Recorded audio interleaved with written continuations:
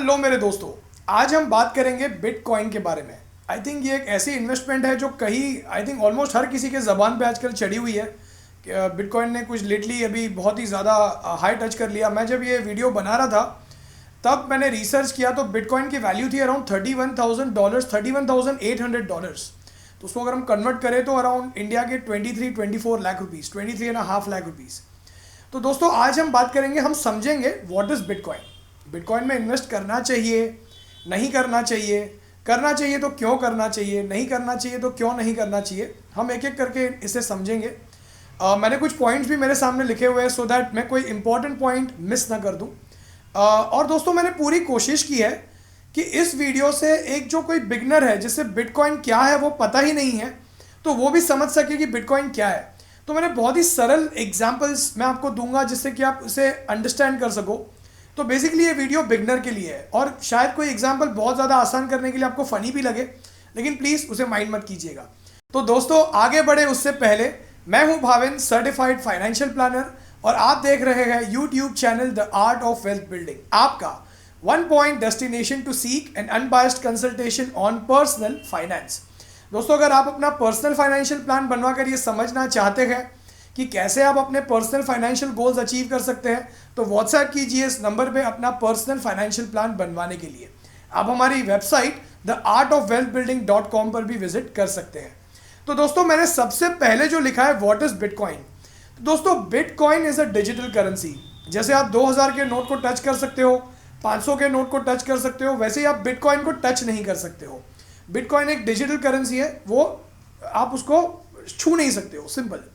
अब बिटकॉइन को रिलीज किया गया था 2009 में और उनके जो फाउंडर हैं, उनके जिन्होंने इनको फाइंड आउट किया था, जो इनके फाउंडर है उनका नाम है सातोशी नाकामोटो। अब सातोशी, ये जो इनके फाउंडर है सातोशी नाकामोटो, वो है नहीं अभी, वो कोई नहीं जानता, लेकिन इन्हें बिटकॉइन को 2009 में रिलीज किया गया था। अब बिटकॉइन को रिलीज करने के पीछे इनका एक सबसे पहला जो मकसद था वो ये था कि बीच में से बैंक्स को हटा देना। फॉर एग्जाम्पल आज अगर आप मुझे चेक देते हो, वो चेक अगर मैं बैंक में डिपॉजिट करूंगा तो पहले जो है अमाउंट, सिग्नेचर, आपका अकाउंट नंबर सही है नहीं, ये सब कौन वेरीफाई करता है? बैंक वेरीफाई करता है।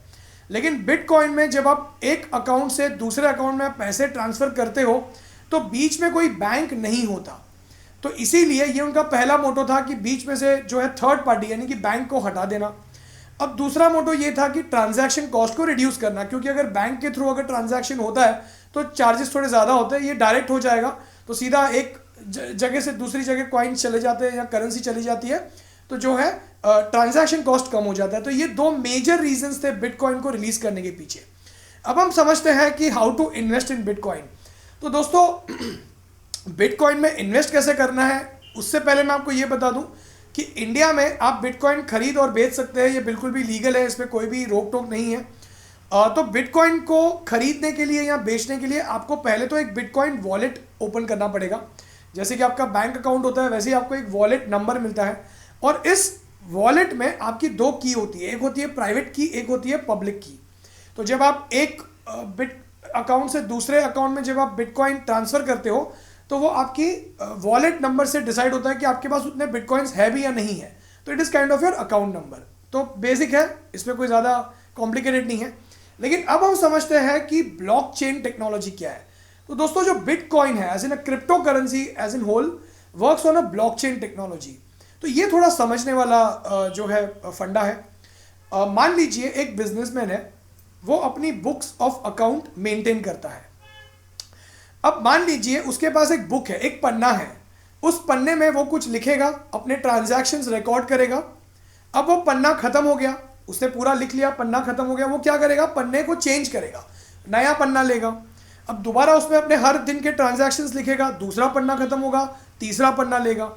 ठीक वैसे ही जब आप एक अकाउंट से या एक वॉलेट से दूसरे अकाउंट में या दूसरे वॉलेट में जब आप बिटकॉइन ट्रांसफर करते हैं तो हर बार उस ट्रांसफर के जो ट्रांजैक्शन है वो नोट होता है, उसे हम डिजिटल सिग्नेचर भी कह सकते हैं। वो नोट होता है एक ब्लॉक में, यानी कि जैसे पन्ना था वैसे एक ब्लॉक में वो नोट होते जाते हैं। अब जब वो ब्लॉक की जगह खत्म हो गई तो दूसरे ब्लॉक में नोट होना शुरू होगा। लेकिन ये सिक्योर्ड क्यों है? क्योंकि जो ब्लॉक बना है जिसमें ट्रांजैक्शन नोट हुआ है, वो ट्रांजैक्शन की कैपेसिटी खत्म होने पे वो जो ब्लॉक है वो सील हो जाता है। सील का मतलब क्या है कि जो भी ट्रांजैक्शन उस ब्लॉक में नोट हुई है उसे कोई भी चेंज नहीं कर सकता। अब एक पन्ना खत्म हुआ तो दूसरा पन्ना शुरू होगा, ठीक वैसे ही एक ब्लॉक खत्म हुआ तो दूसरा ब्लॉक शुरू होगा। तो पिछले ब्लॉक को नए ब्लॉक से लिंक किया जाएगा और नए ब्लॉक के लिंक को एंड में जो भी ट्रांजैक्शन रहेगा उसको नेक्स्ट ब्लॉक से लिंक किया जाएगा। तो ये पूरा का पूरा एक चेन बन जाता है, इसीलिए इसे ब्लॉकचेन टेक्नोलॉजी कही जाती है। सिंपल, ये एक सिंपल तरीके से आप याद रखिए कि ब्लॉकचेन टेक्नोलॉजी किसे कहते हैं। तो cryptocurrency as in a bitcoin works on the blockchain technology. अब हम बात करते हैं कि हु आर द माइनर्स। अब आपने ये भी सुना होगा बिटकॉइन माइनिंग, बीच में तो ये बहुत ज़्यादा सुपर हिट हो गया था। हर इंसान कहता था हमको जो है हमको बिटकॉइन माइनिंग करनी है या हमको क्रिप्टो करेंसी माइनिंग करनी है।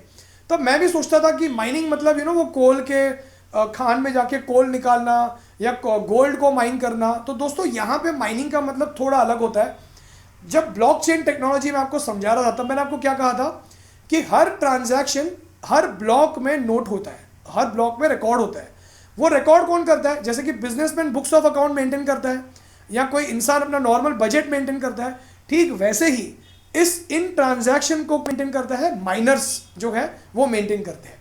अब ऑब्वियसली माइनर्स इतनी मेहनत करते हैं तो उन्हें कुछ फी मिलती है, तो उसे जब वो ये माइनिंग करते हैं, जब वो ये ट्रांजैक्शंस नोट करते हैं, जब वो ये ट्रांजैक्शंस का रिकॉर्ड रखते हैं, तो उन्हें जो है वो बिटकॉइन जनरेट करते हैं। ये नए बिटकॉइंस होते हैं। ये बिटकॉइन जो है ये उनके लिए उनका कॉम्पेंसेशन होता है। तो इसे हम कह सकते हैं this is called as bitcoin mining. अब दोस्तों बिटकॉइन जो माइनिंग होती है ये बहुत ही सोफिस्टिकेटेड एक सॉफ्टवेयर होता है बिटकॉइन माइनिंग का, और ये जो कंप्यूटर्स जिन पे ये माइनिंग होती है बहुत ज़्यादा पावरफुल होते हैं। तो इसमें मैं अभी हम ज़्यादा गहराई में नहीं जाएंगे, आपको ऊपर ऊपर से समझ में आ गया कि बिटकॉइन माइनर्स कौन होते हैं। इन शॉर्ट जो ट्रांजैक्शन को मेंटेन करते हैं उसे हम माइनर्स कह सकते हैं। तो अब हम समझ सकते हैं कि अब हम समझने की कोशिश करते हैं कि भाई बिटकॉइन की जो कम ज़्यादा क्यों होती है। दोस्तों अब अगर मैं आपसे सिंपल सा क्वेश्चन पूछूं कि क्या करेंसी जो 2000 का नोट है, 500 का नोट है या डॉलर्स है, क्या वो दुनिया में लिमिटेड है या अनलिमिटेड है? तो मैं कहूँगा वो अनलिमिटेड है। क्यों? क्योंकि सेंट्रल बैंक जब चाहे, किसी भी देश की सेंट्रल बैंक जब चाहे तब उस करेंसी को प्रिंट कर सकती है।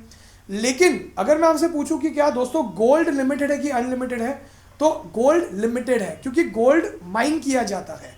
गोल्ड बहुत ही लिमिटेड है, इसीलिए जब डिमांड ज़्यादा होती है और सप्लाई कम हो जाता है तो गोल्ड का प्राइस बढ़ जाता है। ठीक वैसे ही अगर डिमांड कम है और सप्लाई बढ़ गया तो गोल्ड का जो दाम है वो कम हो जाता है। तो डिमांड सप्लाई के ऊपर डिपेंड करता है। ठीक वैसे ही बिटकॉइन की जो ट्रेडिंग है, जो प्राइस है, वो कम ज़्यादा इसीलिए होती है क्योंकि बिटकॉइन लिमिटेड है। दोस्तों सिर्फ 21 मिलियन बिटकॉइंस अवेलेबल है या 2.10 करोड़ बिटकॉइंस ही अवेलेबल है। तो एक समय के बाद नए बिटकॉइंस आना बंद हो जाएंगे, इसीलिए डिमांड सप्लाई ये लिमिटेड है, इसीलिए बिटकॉइन का दाम जो है वो बढ़ता है या कम होता है, डिमांड या सप्लाई से रिलेटेड है ये। तो ये एक रीज़न था कि बिटकॉइन का दाम कम होता है या ज़्यादा होता है। अब हम नेक्स्ट समझते हैं कि बिटकॉइन की पॉजिटिव पॉइंट्स क्या है। देखिए दोस्तों, वर्ल्ड के कई सारे लीडर्स हैं, उन्होंने बिटकॉइन को सपोर्ट किया है। वो कहते हैं कि बिटकॉइन शायद फ्यूचर की करेंसी बन सकता है, फ्यूचर में बिटकॉइन ही ट्रेड होंगे, फ्यूचर में नॉर्मल करेंसी सेंट्रल बैंक्स जो है बीच में से हट जाएगी। तो ये एक पॉजिटिव पॉइंट है कि फ्यूचर में बिटकॉइन एक करेंसी बन सकता है, एक सेंट्रल करेंसी बन सकता है, एक कॉमन करेंसी बन सकता है देश के बीच। मैं इसकी नेगेटिव पॉइंट्स की बात करूं तो बिटकॉइन जो है उसको कोई रेगुलेट नहीं कर रहा है फिलहाल। जैसे कि अगर आप इंडिया में बात करो सेबी, तो सेबी स्टॉक एक्सचेंज को रेगुलेट कर रहा है। आईआरडीए की अगर हम बात करें तो वो इंश्योरेंस को रेगुलेट कर रहे हैं। लेकिन अगर हम बात करें बिटकॉइंस की तो बिटकॉइंस को कोई भी फिलहाल रेगुलेट नहीं कर रहा। तो ये एक बहुत ही रिस्की इन्वेस्टमेंट है और ये बहुत ज़्यादा वॉलेटाइल इन्वेस्टमेंट है, यानी इसकी प्राइस जो है बहुत ज़्यादा फ्लक्चुएट होती रहती है। बिटकॉइन में कई ज़्यादा फ्रॉड्स भी हुए हैं, आप थोड़ा अगर रिसर्च करोगे तो बहुत ज़्यादा फ्रॉड्स भी हुए हैं पास्ट में बिटकॉइन में। बिटकॉइन की वजह से, जो कि एक वॉलेट से दूसरे वॉलेट में जब बिटकॉइन ट्रांसफ़र होता है तो इसका जो है एनोनिमस होता है। जब आप एक वॉलेट से दूसरे वॉलेट में बिटकॉइन को ट्रांसफ़र करोगे तो उसको पता नहीं चलेगा कि कौन से वॉलेट से ये पैसा आया हुआ है, क्योंकि वो सिर्फ माइनर्स के पास ट्रांजैक्शन चाहता है। तो इसकी वजह से टेररिस्ट जो है फाइनेंसिंग या मनी लॉन्ड्रिंग बहुत ज़्यादा बढ़ सकती है, जिसकी वजह से सेंट्रल बैंक जो है बिटकॉइंस को रेगुलेट करना शुरू कर सकते हैं। तो ये भी एक नेगेटिव पॉइंट हो सकता है। अब हम आते हैं मुद्दे की बात पे कि बिटकॉइन में इन्वेस्ट करना चाहिए या नहीं करना चाहिए। दोस्तों बिटकॉइन में सिर्फ फियर ऑफ मिसिंग आउट, जिसे हम फोमो कहते हैं, कि भाई हर इंसान बिटकॉइन के पीछे भाग रहा है, बिटकॉइन का दाम बढ़ते ही जा रहा है, तो हमें भी बिटकॉइन में इन्वेस्ट करना है। सिर्फ ये मेंटालिटी रख के बिटकॉइन में इन्वेस्ट प्लीज़ मत कीजिए। बिटकॉइन में आप इन्वेस्ट कर सकते हो बिल्कुल, जैसे कि इंटरनेट 90s में आया था, कई लोगों ने इंटरनेट को दे वर रिलक्टेंट, वो इंटरनेट को नहीं ले रहे थे सही से, वो कह रहे थे ये नेगेटिव है, ऐसा है। ठीक वैसे ही दोस्तों बिटकॉइन बहुत ही नई चीज़ है, बहुत ही मतलब मीडियम टर्म में हुआ लॉन्च। आप ले सकते हो लेकिन तभी लीजिए, बिटकॉइन से दूर मत भागिए, नई चीज़ है उसको अडॉप्ट कीजिए, नो प्रॉब्लम, लेकिन तभी कीजिए जब आपके पास बहुत ज़्यादा डिस्पोजेबल इनकम है। आपने रियल एस्टेट में भी इन्वेस्ट किया हुआ है, स्टॉक्स भी खरीदे हुए हैं, म्यूचुअल फंड भी है, थोड़ा बहुत गोल्ड भी है आपके पोर्टफोलियो में, आप बिल्कुल सेफ है। अब आप कहते हो कि नहीं यार थोड़े और पैसे बच गए, हमारे पास एक्स्ट्रा इनकम है, ये पैसे अगर हम खो भी देंगे तो हमको चलेगा, तो आप बिटकॉइन में इन्वेस्ट कीजिए। दूसरा, एक साथ एक दिन में बहुत ज़्यादा मत खरीद लीजिए, थोड़ा थोड़ा करके खरीदिए। ऑफकोर्स आप बिटकॉइन को पार्ट्स में भी खरीद सकते हो, ज़रूरी नहीं कि एक बिटकॉइन ही खरीदना है। आप जैसे कि कॉइन्स होते हैं 8 आना 4 आना 1 रुपया 2 रुपया, वैसे आप पार्ट्स में भी बिटकॉइन को खरीद सकते हो। तो दोस्तों आई थिंक मैंने बहुत कोशिश की है आपको सरल तरीके से ब्लॉकचेन टेक्नोलॉजी, बिटकॉइन को लेना चाहिए नहीं लेना चाहिए, क्या है बिटकॉइन, समझाने की। उम्मीद करता हूँ कि आपको बहुत कुछ सीखने मिला। ऐसा है तो इस वीडियो को लाइक और शेयर करके अपने फ्रेंड्स और फैमिली के साथ जो है नॉलेज को बढ़ाइए। और दैट इज़ इट दोस्तों, आज के लिए इतना ही। इस चैनल को अब तक आपने सब्सक्राइब नहीं किया तो सब्सक्राइब कीजिए, लाइक कीजिए इस वीडियो को। हमारे हर वेडनेसडे और संडे वाले वीडियोस की नोटिफिकेशन आपको मिलती रहेगी। अगर आप अपना पर्सनल फाइनेंशियल प्लान बनवाना चाहते हो, समझना चाहते हो कि बच्चों की एजुकेशन, वेकेशन, घर खरीदना, कार खरीदना, ये गोल्स आप कैसे अचीव कर सकते हो, तो व्हाट्सएप कीजिए इस नंबर पे, ज्वाइन कीजिए हमारा टेलीग्राम चैनल, ज्वाइन कीजिए हमारा यूट्यूब चैनल मेंबरशिप, जहां मैं शेयर करता हूं एक वेल रिसर्च टॉक महीने में एक बार। तो दोस्तों आज के लिए इतना ही। थैंक यू सो मच आपका समय देने के लिए। God bless you. थैंक